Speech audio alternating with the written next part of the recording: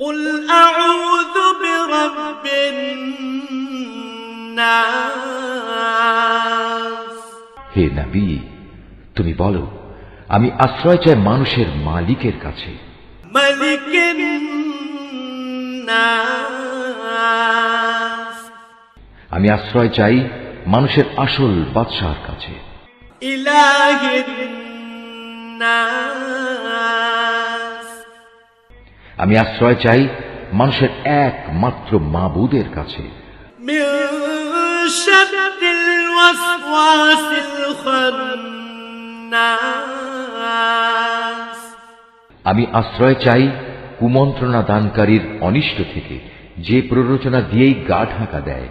الذي يوسوس في صدور الناس যে মানুষের অন্তরে কুমন্ত্রণা দেয়, من الجنة والناس জিনদের মধ্যে থেকে হোক বা মানুষদের মধ্যে থেকে হোক,